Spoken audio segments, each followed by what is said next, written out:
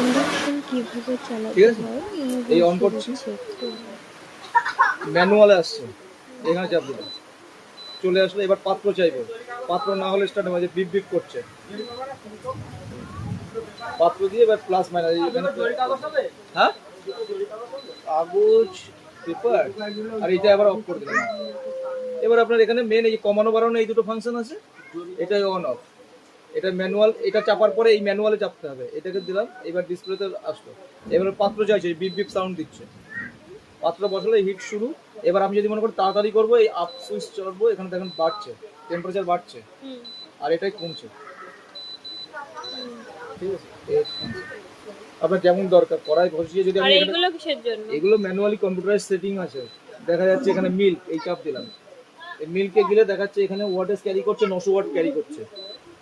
ঠিক আছে, এখানে দিলে এবার দুধ বসালে, এগুলো হচ্ছে ম্যানুয়াল সেটিং করা থাকে আপনাকে। আমি বলি সবসময় নিজে ইউজ করবেন, আমি আমার মতো করে কাজ করব।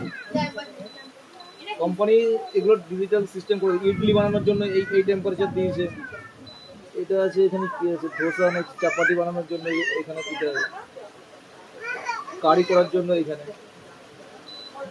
এগুলো অপশন হিসেবে দেয়া আছে, আপনার এগুলো দরকার পড়ে না। আমরা মেইনলি ইউজ করি নন ভেজই দেইনি, সব ভেজিটেরিয়ান। আচ্ছা ঠিক আছে, বাদ দাও। না না, নন ভেজ আপনি কেন করবেন না, সব কিছু ও ইয়ার এই হলো ম্যানুয়াল।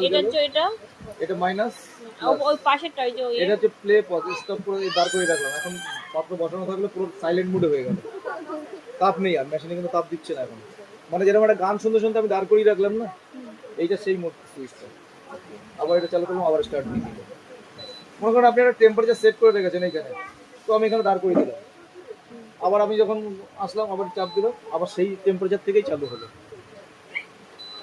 এতগুলো অপশন দিয়েছে, প্রচুর ফাংশন থাকে, এগুলো ইউজ করার দরকার পড়ে না। ন্যাচারালি আপনি রান্নার কাজে করবেন, অন অফ কত হিট দিয়ে রাখতে হবে, কত আপনি যেমন ধরুন যখন ভাত রান্না করবেন, জলটাকে তাড়াতাড়ি গরম করতে হবে, তখন টেম্পারেচার বাড়ান।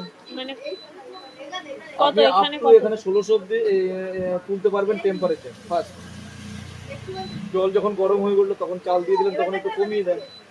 যখন ফ্রাই করবেন, মাছ টাছ ভাজবেন বা কিছু ভাজাভাজি করবেন, বেগুন ভাজবেন, তো কড়াই চাপানোর পরে তেলটা তো গরম করতে হবে তাড়াতাড়ি। গরম হচ্ছে না না, এখন কোনো টেম্পারেচার নেই, শুধু হাঁড়ি করা বসালেই টেম্পারেচার লাগে। হ্যাঁ, তখনও তাপ নেবে। এটা ম্যাগনেটিং এ রান্না হয়, এখন কোনো আমার কারেন্টও পড়ছে না।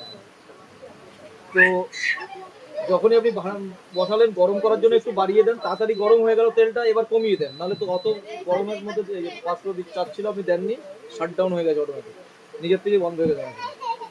এই যে এখানে ফিলিং করছে, আবার আমি চাপ দিলাম, আবার আসছে। তো যখন আপনি দেখবেন